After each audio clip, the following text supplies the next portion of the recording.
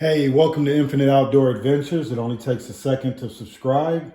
And today I'm finally able to do my 1,000 round review on my budget AR-15 for under $500 in 2022.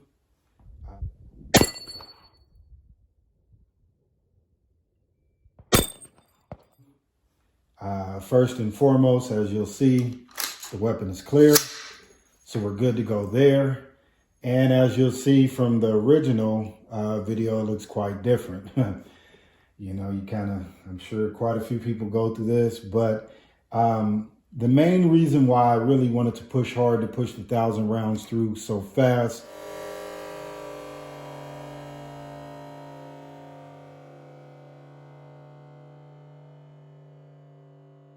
I had quite a few people saying that, how do I know that the firearm is,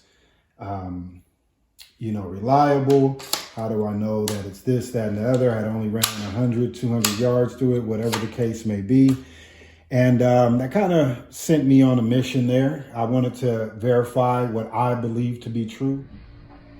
Right on the money. So once, I got those few comments there, I immediately started running as much ammo through the firearm as I possibly could. But it went bang. I ran the Winchester green tips, absolutely no problem.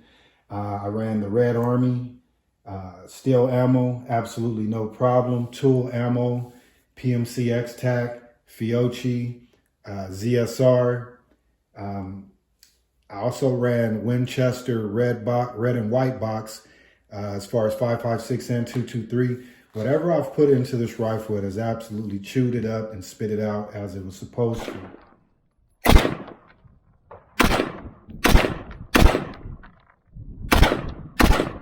Now, one of the reasons why it took me a little longer to do the review, now I've had the 1,000 rounds pushed through it for about a week and a half now. But with that being said, I was having an issue where, in my opinion, I felt the rifle was overgassed.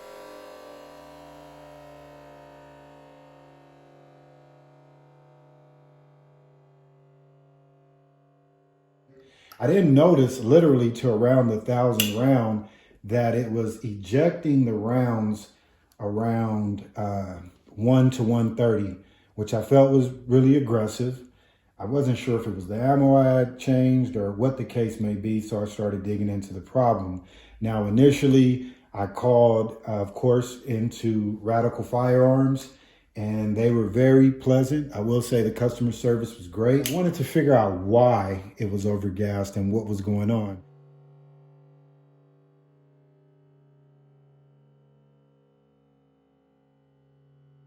Now, I know I could have easily thrown an adjustable gas block on there and called in a day, but there again, I'm not an AR guy, not a rifle guy per se, period. I'm more into my handguns, and I just wanted a better understanding of the firearm than I already had, so I started digging into it. I did resolve the issue. You will have several videos in there, you'll see. There was no way I was going to throw a video up and have it overgassed and have guys ripping me up.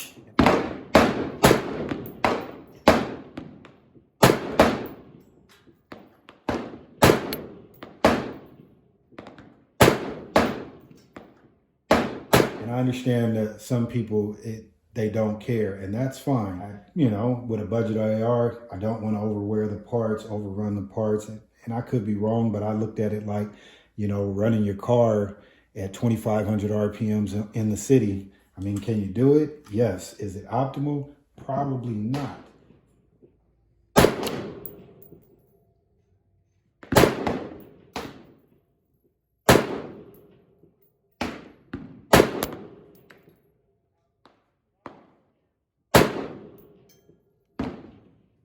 So with that being said, I wanted to go ahead and there again, figure that issue out. So initially what I did was I threw on the King Comp muzzle brake. The King Comp definitely took quite a bit of that recoil out, and definitely all of the muzzle rise out. This King Comp is definitely good to go and it was a great addition to the firearm. But it did not completely, I mean, I would say brought it from like a 1:30 to about a 2 o'clock. And I'm assuming maybe because it was letting a little bit of the gas out towards the front. From there, I went from the carbine buffer that came with it standard and changed to a Carl Valley H2, which theirs is at 4.3. Bottom right, bottom left, center, and then I ran out of ammo, so I'll start off with those.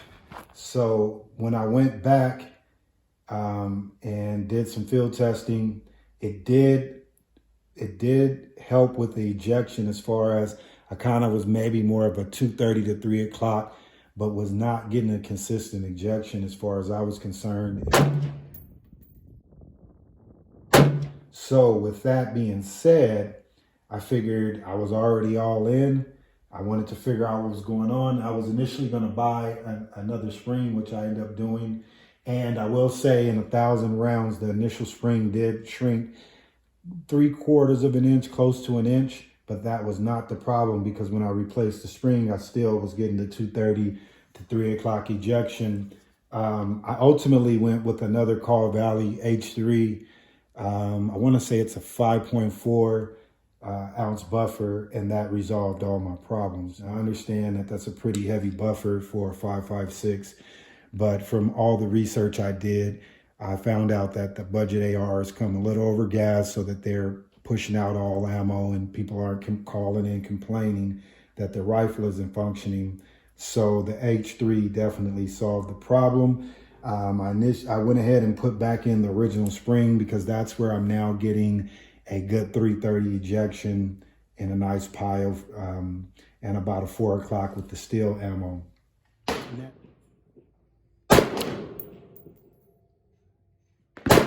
Done. That was probably about the only issue that I had with the firearm, and like I said, I definitely wanted to get it all resolved before I did this review, because I really believe it is a solid firearm.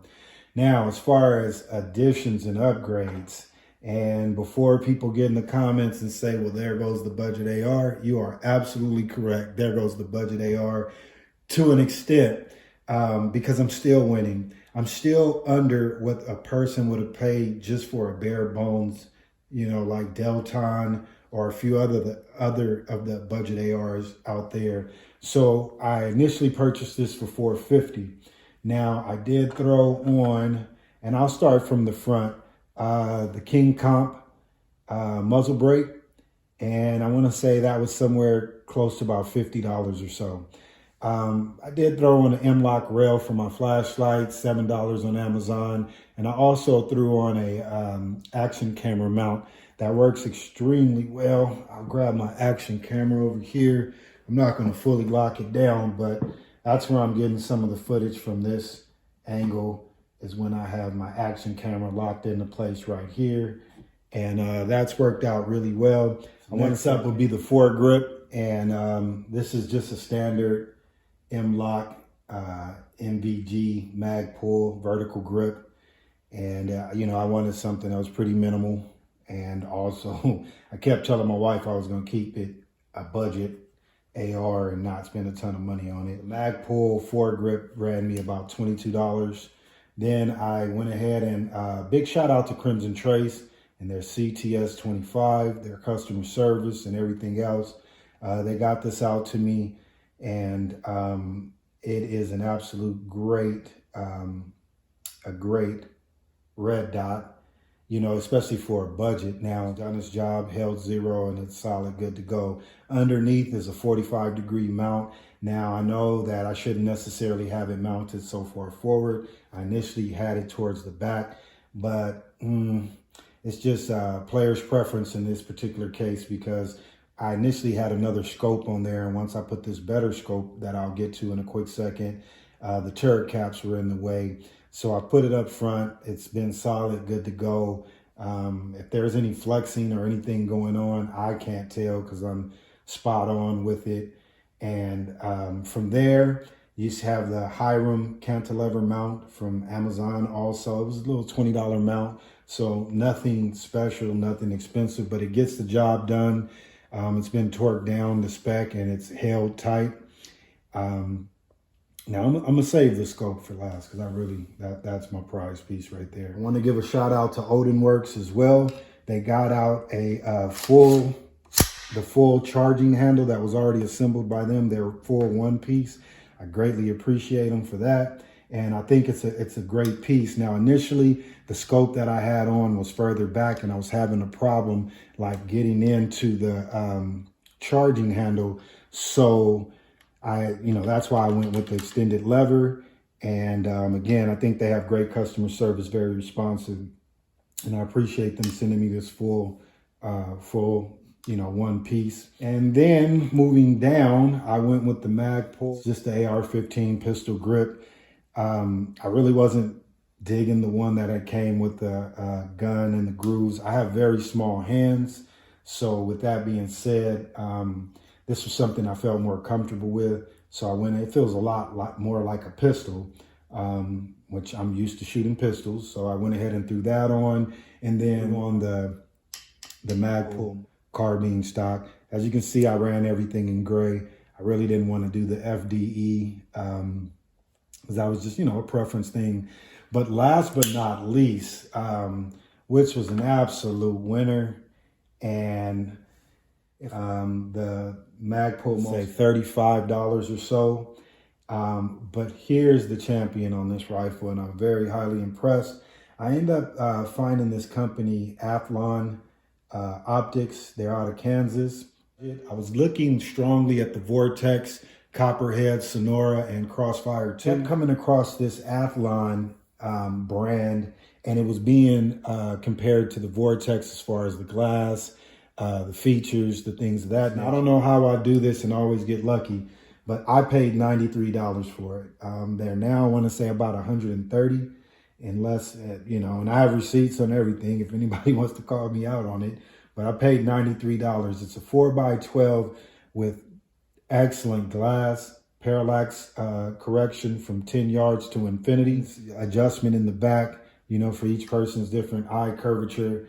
And then as far as the throw lever and everything else, it's good to go. Very easy to move. Yeah. In my opinion, it is very accurate as well. So those are the additions and the extras that I've things I've done to the firearm. All in all, it has ran. I've had no problems. As you'll see in all the different range review videos and all the different times I went out, it just consistently ran. I've shot some of the best groups of my life with this rifle than I've shot with any rifle.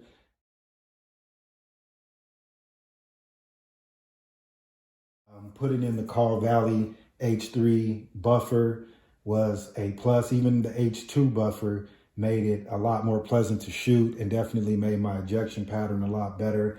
Now, I never got any problems with the scarring of the deflector. So what is my ultimate take on this radical firearm, AR-15 chambered in 5.56?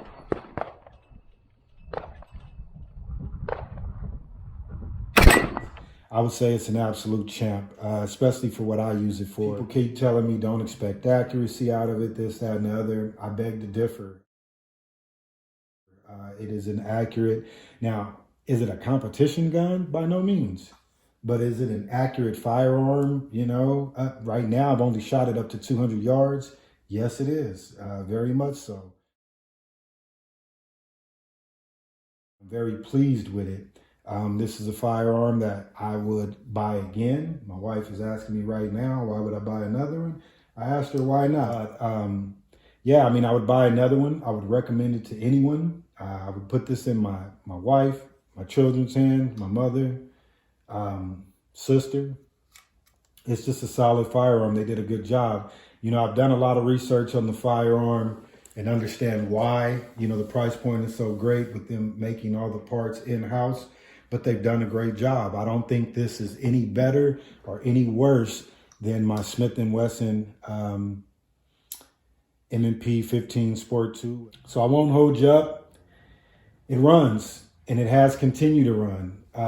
It's a solid firearm, and right now my local guy that I bought them from has raised the price slightly to $500, but it's still a solid firearm, and that's at Wild Boy Firearms here in Las Vegas. I want to give them a big shot. Also, Frontier Armory, you know, they're Class A gentlemen up there, and they have really helped me. Also found a new shop, Sheepdog, which I got the spring from. I've been getting ammo from at a very reasonable price, and I'll be making a lot of purchases from them as well. Another very reasonable and great shop out here in Las Vegas. So, and then of course, always Sportsman. They, you know, they do a real good job up there, and I really appreciate them. Quite a you know, few of my firearms and quite a bit of the accessories come from Sportsman Warehouse. So, you know, those are like 4 shops that I lean on quite a bit. So what I've spent in extras, I'm in at about another $300, so which puts me in the gun approximately $750. I know you can find them for about $600, $599-ish, things of that nature. But considering if I would have stepped in with like another Smith & Wesson Sport 2, right now, at least locally for me, they're $799. If I was in it pound for pound and I spent the $750 and then threw another $300, then if you can do the math, I'd be in at $1,050. So I feel, in my opinion, that I'm still winning here, and I feel I got a very solid firearm, one that can compete with anybody else's, you know, run-of-the-mill AR-15 that isn't a competition rifle. It fulfills all of my wants, needs, and desires. I will say, Radical Firearms, you guys did a great job. I think a lot more people should give them a look. I think this is a valid company that should be supported. Now, of course, do your own research. You know, don't make this purchase based off myself or anybody else. You know, when you pull the trigger on a purchase, you have to feel solid on it, because I don't believe in buyer's remorse. But I think you're going to be, you know, solid with the purchase that you made. So I think you'll be in good shape no matter how, you know, what route you go if you end up buying one of these. I hope I've, you know, respected your time, and I understand it's valuable, and I hope you like the review. Like I say, it only takes a second to subscribe. Appreciate anything you guys do for me, and I look forward to, you know, giving some more reviews, some of my infinite outdoor adventures. Spring is coming, summer is coming, so I'm gonna be getting back into the fishing more.